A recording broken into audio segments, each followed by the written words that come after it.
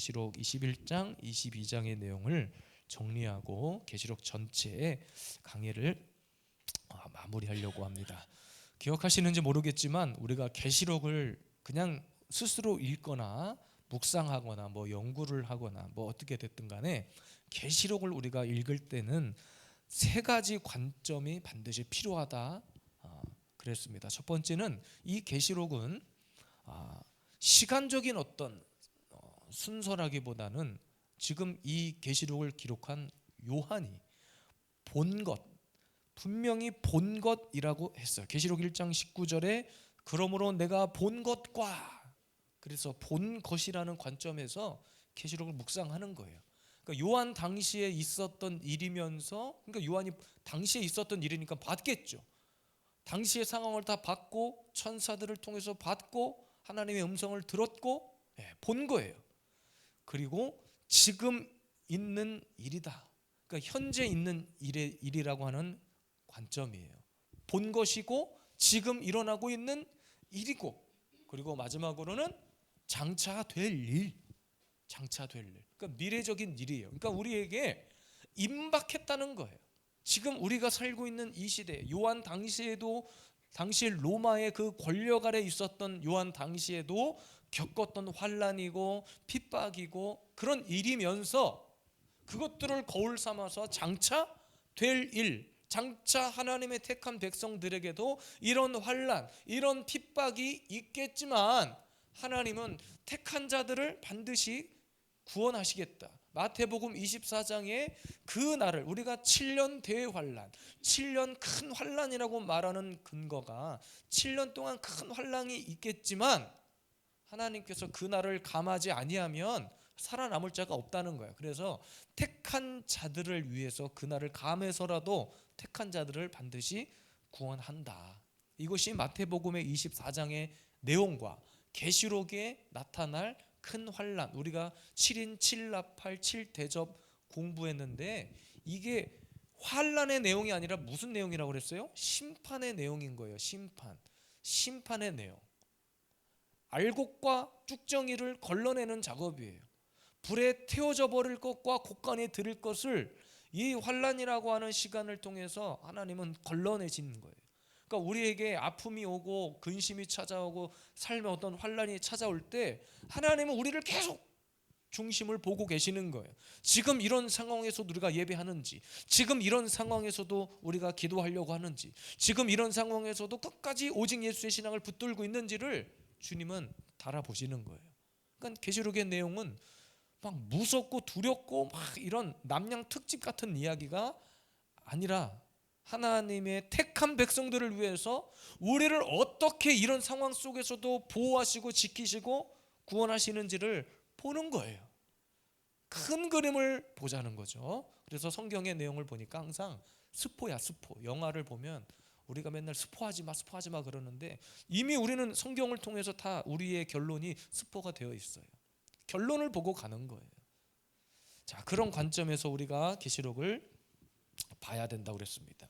7교회의 모습도 그래서 에서보두 사빌라, 에베소, 서버나, 버가모, 두아디라, 사대, 빌라델비아, 라오디게아, 그 시대의 교회의 모습을 통해서 하나님이 칭찬을 하신 교회가 있고 책망을 하신 교회가 있고 나눠져 있어요.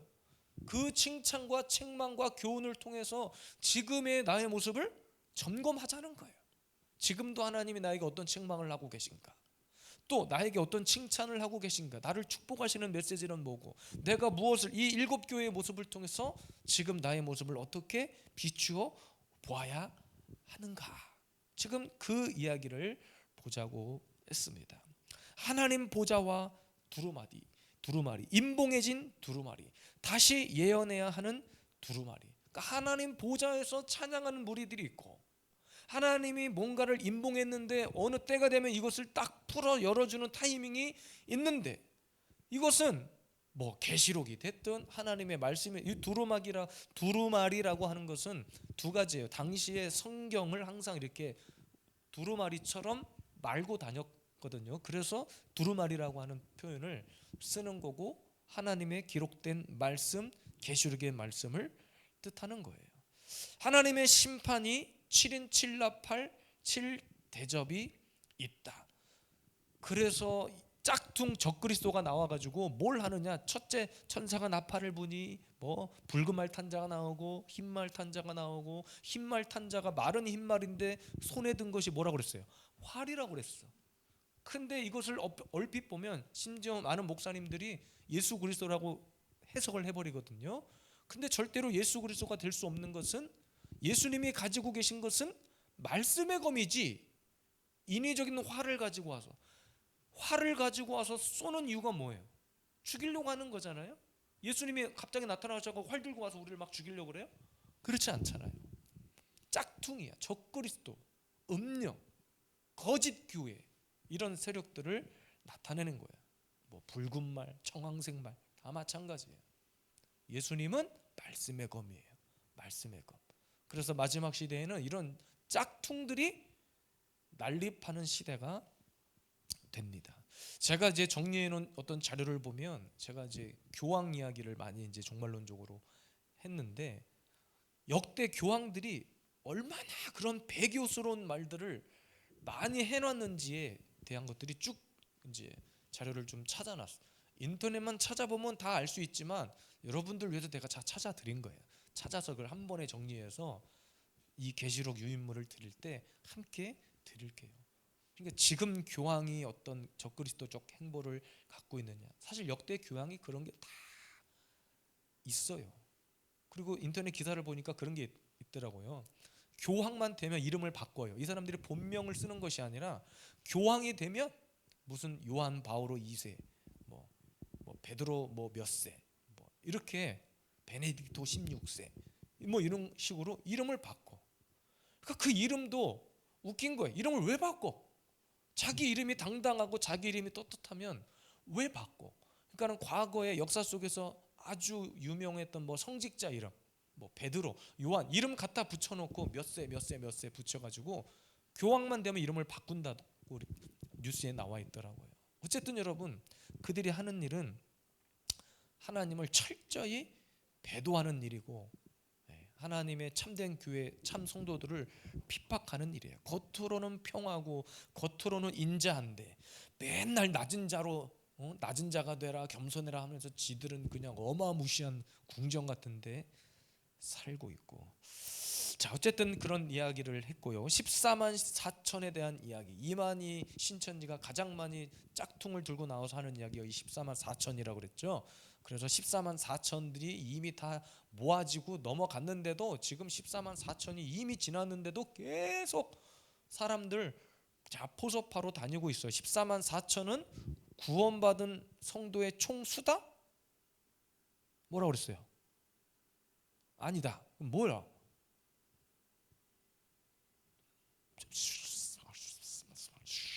방언으로 얘기하는 거예요. 방언으로. 14만 4천은 뭐예요?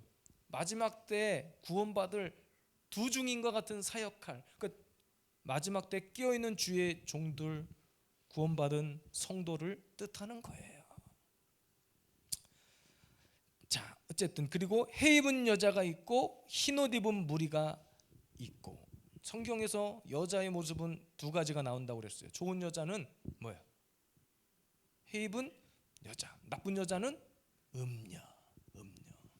더 이상 설명하지 않겠습니다. 해 입은 여자, 깨어있는 교회, 참 성도의 모습.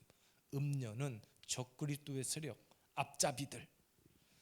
마지막 짐승과 666 짐승표가 있다고 그랬죠. 그래서 적그리스도가 나타나서, 이 짐승이라고 말하는 적그리스도가 나타나서 하는 많은 일들 중에 결정타가 바로 이 666이다.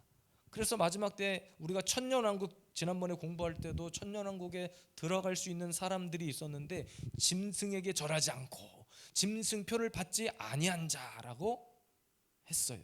이 666표는 짐승표다. 이마나 오른손에. 그러니까 요즘 여러분 SKT 요즘 최근에 유심칩이 해킹당해서 난리가 났잖아요. 근데 여러분 보세요. 아무리 기계가 스마트해지고 아무리 의 삶의 편리함을 갖다 줘도 그 작은 유심칩 하나 해킹 당하니까 온 나라가 마비가 되려고 그러잖아요.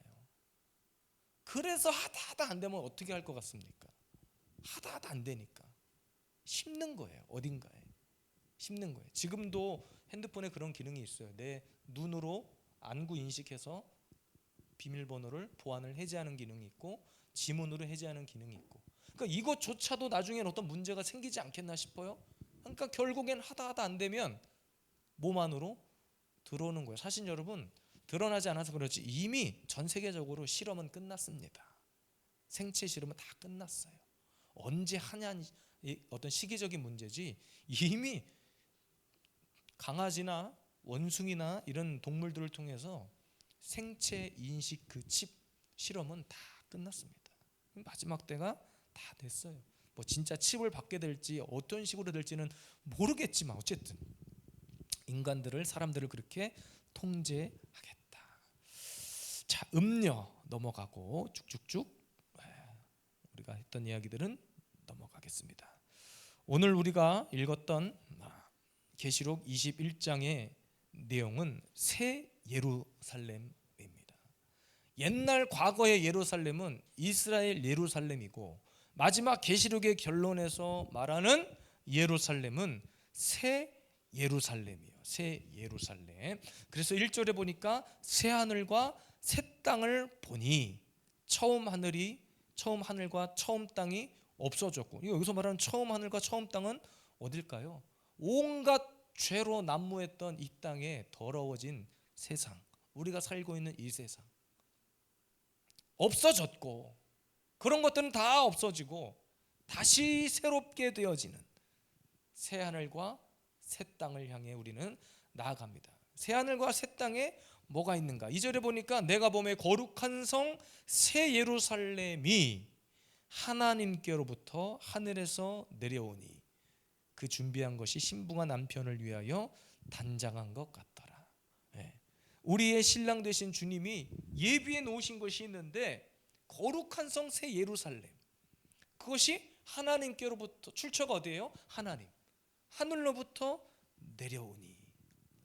하늘에서 내려온다는 표현이 있는데 어쨌든 출처는 하나님이에요. 우리에게 부어주시는 모든 새로운 것, 새로운 은혜, 성령의 기름 부음은 하늘로부터 공급되어지는 거예요. 그 준비한 것이 신부가 남편을 위하여 단장했다. 그러니까 언제나 저와 여러분들의 정체성은 거룩한 신부여야만 합니다. 다시 오실 주님을 기다리는 거룩한 신부여야 하는 거예요. 그 새하늘과 새 땅, 거기에 보니까 이런 내용들이 또 기록되어 있네요. 큰 음성이 나서리되 보라, 하나님의 장막이죠. 사람들과 함께 있음에 하나님의 그들과 함께 계시리니. 하나님과 함께 계신 그런 사람들은 지금 누구를 말하는 거예요? 이 땅에서의 고통과 아픔과 슬픔과 모든 핍박과 환난에 승리한 자들, 승리하여 구원받은 자들, 단장된 신부의 모습으로 이제는 새하늘과 새 땅에 입성한 그들이 하나님과 함께 계시리니. 그들은 하나님의 백성이 되고 하나님은 친히 그들과 함께 계신다. 승리한 자들이 누릴 마지막 최후의 모습입니다. 그래서 장례식장 가면 이 본문 가지고 설교를 많이 해요. 4절에 보니까 모든 눈물을 닦아주시고 사망이 없고 애통하는 것이 없고 곡하는 것이 없고 아픈 것이 없고. 장례식장 가서 저도 이 본문으로 설교를 많이 했는데 어쨌든 우리가 최종적으로 가야 할 새 예루살렘, 새 하늘과 새 땅은 그런 곳입니다. 그러나 천국을 누리지 못하는 자들은 이 땅에서 어떻게 될까요? 죽을 때 죽지도 못하지. 지옥에 떨어져서 죽지도 못하지. 최근에 제가 본 어떤 드라마는 천국과 지옥을 왔다 갔다 하더만요. 참 그걸 보면서 어이가 없지만 세상 사람들이 생각하는 천국은 이런 거구나. 지옥 가야 될 사람인데 실수로 천국에 와버렸어. 그래서 자기랑 살던 아내를 막 찾고 돌아다니더만요. 그러다가 나중에 또 어떤 사람이 다시 또 지옥으로 가가지고 자기 마누라가 지옥에 가니까는 자기 마누라 찾는, 천국에 있다가 마누라 찾는다고 지옥으로 가. 말도 안 되는 이야기지만 한 번 천국 가면 우리는 영원한 생명 안에 끝나는 거예요. 그러나 지옥에 떨어진 자들은 영원한 고통과 애통하는 것과 곡하는 것, 지금 읽었던 4절의 말씀 정반대로 생각하면 되는 거죠. 6절 말씀 보니까 나는 알파와 오메가다. 어쨌든 처음 시작과 끝을 주님이 책임지시겠다는 거예요. 내가 생명수 샘물을 목마른 자들에게 값없이 주리니. 우리가 천국에서는 이제 목마름이 없어요. 있을 수가 없지. 천국의 완성인데, 구원의 완성인데. 7절 이기는 자는 이것들을 상속으로 받으리라. 나는 그의 하나님이 되고 그는 내 아들이 되리라. 이것이 천국을 향한 우리의 소망이 되는 줄로 믿습니다. 그러니까 이 땅에서 힘들고 어려운 시간들을 우리가 왜 견뎌야만 하는가? 바로 이 모습들 때문인 거예요. 이 모습들 때문에. 자, 계속해서 읽겠습니다. 10절 성령으로 나를 9절 일곱 대접을 가지고 마지막 일곱 재앙을 담은 일곱 천사 중 하나가 나와서 내게 말하 이르되 이리 오라. 내가 신부 곧 어린 양의 아내를 내게 보이리라 하고. 내가 신부 곧 어린 양의 아내를 내게 보이리라. 그러니까 여러분, 신부를 보여준다고 하면서 지금 뭘 보여주는 거예요? 예루살렘을 보여주는 거예요. 마지막 일곱 재앙을 담은 일곱 천사 중 하나가 나와서 이르되, 지금 그 얘기를 하고 있죠. 내가 신부 곧 어린 양의 아내를 너희에게 보이리라. 10절 성령으로 나를 데리고 크고 높은 산으로 올라가 하나님께로부터 하늘에서 내려오는 거룩한 성 예루살렘을 보이니. 성령으로 나를 데리고 간다. 그러니까 성령의 인도하심을 받는 어떤 또 다른 장면들. 그러니까 여러분, 우리가 지금 이 땅에 살면서도 성령의 인도하심을 받는 것을 부인하면 안 돼요. 언제나 땅에서도 그렇고 하늘에서도 그렇고 성령을 통해서 하나님의 나라에서 하나님의 완전체, 정말 빛 대신 주님을 우리가 만나겠지만 결국 이 땅에서나 하늘에서나 그 성령의 인도하심을 따라 우리는 가는 거예요. 하나님의 영광이 있어 그 성의 빛이 지극히 귀한 보석 같고, 여기서 보석 같고 벽옥 같고 수정같이 막 이런 이야기는 결국에는 이 땅에서 표현할 수 있는 그런 가장 귀하고 존귀한 것들로 표현하는 것뿐이에요. 계시록 4장에서 본 거하고 똑같지 않나요? 보석 같고 벽옥 같고 수정같이 맑더라. 맑다는 것은 성결하다는 것을 뜻하는 거죠. 죄가 없는 그곳의 모습. 높은 성곽이 있고 12문이 있고 12천사가 있고 그 문들 위에 이름을 썼으니 이스라엘 자손 12지파의 이름이라. 크고 높은 성곽이 있고, 크고 높은 성곽이라는 것은 더 이상 이제 다른 곳에서 거기서 천국을 마지막 막차 티켓 끊었다고 들어오고 그런 것이 아니라 이제는 끝났다는 거예요. 그 성곽 안에서 이제는 하나님의 완벽한 보호를 받고 산다는 거예요. 문들 위에 12지파의 이름이 있다. 구약 시대에 12지파의 이름을 우리는 공부한 바가 있습니다. 하나님의 구원받은 백성들을 나타내는 거예요. 13절 동쪽에 문이 있고 색쪽에 세문 넘어가겠습니다. 또 그 성의 성곽에는 12기초석이 있고 그 위에, 그러니까 성경에 12기초석, 12, 12지파 이런 숫자가 나왔다는 것은 또 12사도의 이름이 있고 12이름이 있다는 것은 가장 완벽한 하나님의 구원받은 백성들, 그 숫자적인 의미를 가지고 있는 거예요. 그러니까 딱 12명이다, 12지파다, 이름 12개밖에 없다, 여기에 메어버리면 안 되고 그 안에 구원받은 자 안에 저와 여러분들이 있다는 거예요. 15절 내게 말하는 자가 그 성과 문들과 성곽을 측량하고 금갈대 가졌느라. 16절 그 성은 네모가 반듯하여 길이와 네모가 같은지라. 지금 그 새 예루살렘의 모습들을 지금 이렇게 문자적으로 측정한 것처럼 기록을 해 놓는 거예요. 이런 기록들이 있는 이유는 천국에 대한 묘사를 하기 위함이긴 한데, 우리가 한번 딱 천국에 들어가면 아까 제가 드라마 이야기한 것처럼 밖에서 누가 들어오고 나갔다, 지금 이런 의미가 전혀 아니라는 뜻이에요. 한번 우리가 들어가는 하나님의 영원한 나라, 그 천국에 대한 모습을 지금 생각하면 됩니다. 18절 그 성곽은 벽옥으로 쌓였고, 천국이 이렇게 지금 막 어떤 모습으로 쌓여 있고 구성되어 있고 이런 이야기들을 그냥 이 땅에 보석을 갖다가 다 갖다 붙여놓는 거예요. 남보석이요, 옥수요, 녹보석이요, 홍만호요, 홍보석이요, 황옥이요, 노곡이요. 지금 18절, 19절, 20절 보고 있는 거예요. 그 12문은 12진주고 문마다 한 개의 진주로 되어 있고 성의 길은 맑은 유리 같은 정금이 있더라. 성의 길은 맑은 유리 같은 정금이더라. 천국에 관련된 여러 가지 표현들이 있지만 가장 존귀하고 아름답고 순결하고 비싸고 막 휘황찬란한 그런 보석들, 좋은 것들은 지금 다 갖다가 붙여놓은 거예요. 성 안에서 내가 성전을 보지 못하였으니 이는 주 하나님 곧 전능하신 이와 및 어린 양이 그 성전이지다. 가보니까 예루살렘 성이라고 했는데 성전이 없어. 원래 신약의 예루살렘은 뭐였어? 예루살렘 성전이 있었는데 천국 가니까 새 예루살렘인데 성전이 보이지 않네? 그랬더니 주님이 야, 내가 성전이야 이야기하고 있는 거야. 하나님, 예수님 자신이 성전이란 이야기를 하고 있는 거예요. 그 이야기를 동일하게 누구한테 하셨냐? 우리에게 하셨어요. 너희들은 거룩한 성전이다. 주님이 거하실 처소다.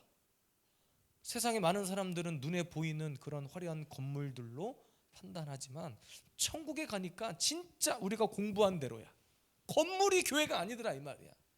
그래서 하나님은 그 한 사람을 그렇게 존귀하게 여기는 거예요. 그 한 영혼을 귀하다 여기시는 거예요. 24절 보니까 만국이 그 빛 가운데로 다니고 땅의 왕들이 자기 영광을 가지고 그리 들어가래. 만국이 그 빛 가운데로 다니고, 바벨론 그 악한 죄악성이 있었던 바벨론은 악한 것을 가지고 만국을 미혹했다면 새 예루살렘은 만국을 그 빛 가운데로 생명으로 우리를 인도하는. 그러니까 새 예루살렘의 모습은 그냥 온통 빛이야. 어둠이 없어. 온통 빛이고 생명인 거예요. 22장 넘어가겠습니다. 어쨌든 지금 제가 새 하늘과 새 땅, 새 예루살렘의 모습을 간략하게 설명했는데 성경의 본문을 읽어보면 그것을 측량하는 내용들, 그리고 아까 말씀드렸던 그 안에는 곡하는 것이었고 애통하는 것이고 이런 내용들을 제가 설명드린 거예요. 그러니까 우리가 가는 새 하늘과 새 땅은 결과적으로 뭘까요? 에덴 동산에 다시 한번 하나님 나라로서의 회복을 뜻하는 거예요. 그러니까 에덴 동산처럼 뭐 물이 흐르고 골짜기고 뭐 그런 우리가 상상 속에 있는 그런 에덴 동산일지는 모르겠지만 에덴 동산의 창조 당시의 모습을 떠올려 보십시오.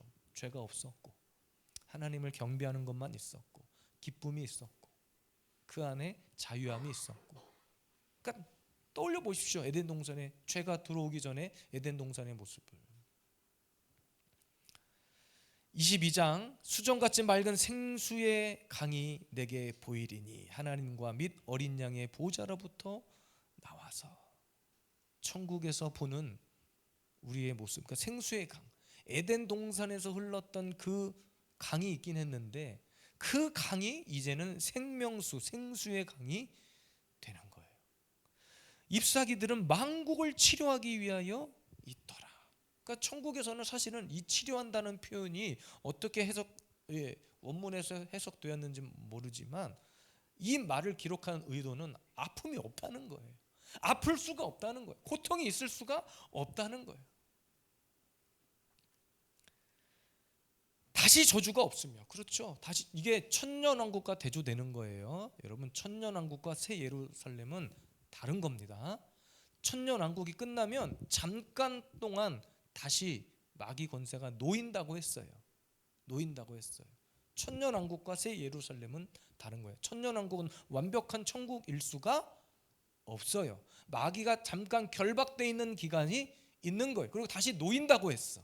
그 이후에 다시 한번 마귀의 결박 사건이 있고 우리는 구원받고 천국 가고 최종적인 그림을 지금 말씀드리는 거예요. 다시 저주가 없고 다시 저주가 있을 수가 없어요. 그 종들이 그를 섬기며 날마다 기쁨의 감격으로 살아가는 모습을 나타냅니다. 다시 밤이 없겠고 밤이 있을 수가 없어요. 하나님께서 이 땅을 처음 창조하셨을 때의 모습을 떠올려 보세요. 공허함이고 혼돈이고 흑암이라고 그랬죠. 그 가운데 빛을 창조하신 것은 물론 복음적으로 빛은 말씀이고 생명이고 예수 그리스도를 뜻하는 거지만 어두워진 세상 속에 주님이 빛으로 오신 거잖아요. 근데 이 빛은 유동적인 빛이 아니에요. 이제 천국에서의 빛은 다시 밤이 없겠고 등불과 햇빛이 쓸데가 없고 쓸데없죠. 어둠이 없으니까. 마지막 결론입니다. 우리가 읽진 않았죠? 22장 6절에서 21절까지의 말을 보니까 굉장히 마지막 결론적으로 핵심 구절을 담고 있는데 7절을 함께 우리가 성경을 보고, 아마 준비는 안 됐을 거예요. 자막이 7절 말씀 함께 읽겠습니다. 시작. 보라, 내가 속히 오리니 이 두루마리의 예언의 말씀을 지키는 자는 복이 있으리라.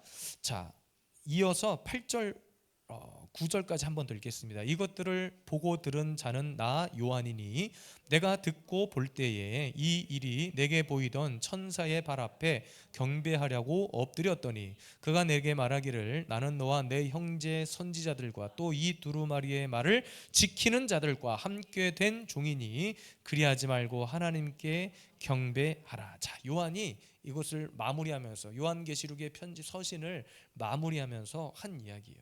이 두루마리의 예언의 말씀을 지키는 자는 복이 있으리라. 복이 있으리라. 이 말씀을 지키는 자, 뭘 지키라는 거예요?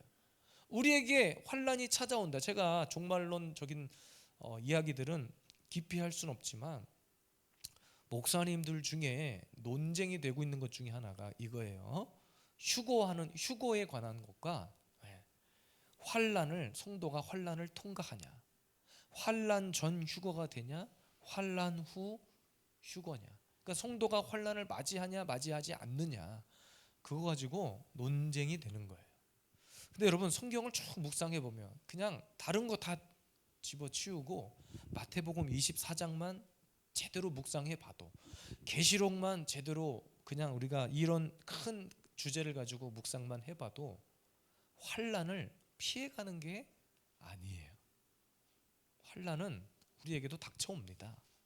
그 7년 대환란, 큰 환란이 우리에게 닥쳐와요. 근데 주님은 그 환란을 견딜 수 있는 힘을 주시고 견딜 수 있는 보호장치를 해주셨고, 그 날을 감해서라도 택한 자를 구원하겠다라고 하셨지, 환란은 믿지 않는 세상 사람들에게 7년 대환란 속으로 쑥 들어가가지고 밑도 끝도 없이 그들이 환란 속에 쑥 빠지는 것이 아니라, 사실은 지금도 힘들고 어렵고 환란 중에 살아가는 사람들이 있는데 그들이 성경 속에 나타난 이 환란인 줄 느낍니까? 그렇지 않잖아요. 환란 전이냐 후냐 중요하지 않아요. 우리는 환란을 맞이해요. 성도들은 환란을 맞이해서 주님이 그 환란 가운데 우리를 지켜주시고 보호하시고 우리에게 살 길을, 생명의 길을 안내해 주시고 그 날을 감해서라도 택한 자들을 주님은 이끌어 내시는 거예요. 22장 10절에 또 내게 말하되 이 두루마리의 예언의 말씀을 임봉하지 말라. 때가 가까우니라. 어떤 목사님이 유튜브에 그렇게 얘기하시더라고요. 칼빈이라고 하는 종교개혁자 있잖아요, 신학자. 칼빈이 주석을 다 썼는데 계시록만 애매해. 이게 쓴 것도 아니고 안 쓴 것도 아니고 안 썼다고 보는 건데, 칼빈이 주석을 하지 않았으니까 함부로 할 수 없다. 계시록을 가지고 짝퉁이 많이 나고 이단이 많이 나오니 계시록 함부로 하지 말아라. 이게 무슨 말이냐면 10절 예언의 말씀을 임봉하지 말라고 그랬는데 많은 사람들이 이것을 닫아버리는 거예요. 어렵다. 제가 여러분 계시록을 진짜 제가 과거에 훈련 받은 것처럼 그냥 진짜 디테일하게 이렇게 두꺼운 책을 제가 막 여러분들에게 강해를 해드리면 아마 지루하고 딱딱하고 이게 그냥 몇 달을 해도 다 끝나지도 않을 거예요. 근데 어쨌든 제가 한번 훑고 지나가기만 하는 거지만 이렇게 해드리는 이유는 말씀을 임봉하지 말라. 때가 가까우니라. 물론 비단 계시록 말씀뿐만이 아니라 성경 전체를 이야기하기도 하지만 지금 요한은 이 예언의 말씀이라고 그랬어요. 이 계시록 말씀, 자기가 쓰고 있는 계시록 말씀을 두고 하는 이야기입니다. 12절 보라, 내가 속히 오리니 내가 줄 상이 내게 있어 각 사람에게 그가 행한 대로 갚아주리라. 행한 대로. 나는 알파와 오메가여 처음과 마지막이요 시작과 마침이라. 흰 보좌 심판 기억하십니까? 흰 보좌 심판, 그게 무슨 심판이었습니까? 행위 심판이었어요. 행위 심판. 오늘 말씀의 12절에 보니까 내가 행한 대로 갚아주리라 그랬습니다. 그러니까 하나님의 심판의 내용이 반드시 이렇게 성취된다는 거예요. 알파와 오메가. 내가 시작이고 내가 마지막이야. 주님이 시작이고 주님이 마침이다. 자기 두루마리를 빠는 자가 복이 있다. 두루마기는 뭐예요? 성도들의 옳은 행실이라고 했습니다. 옳은 행실이에요. 우리의 행실. 두루마기를 빤다는 것은 하나님 앞에 온전한 회개를 이루어가는 과정을 말하는 거예요. 제가 언젠가 설교했죠. 천국은 어떤 자들이 가는 거라고 그랬습니까? 죄 없는 자들이 가는 곳이 아니라 하나님 앞에 온전한 회개를 이룬 자들이 가는 곳이에요. 가는 곳. 온전한 회개가 필요해요.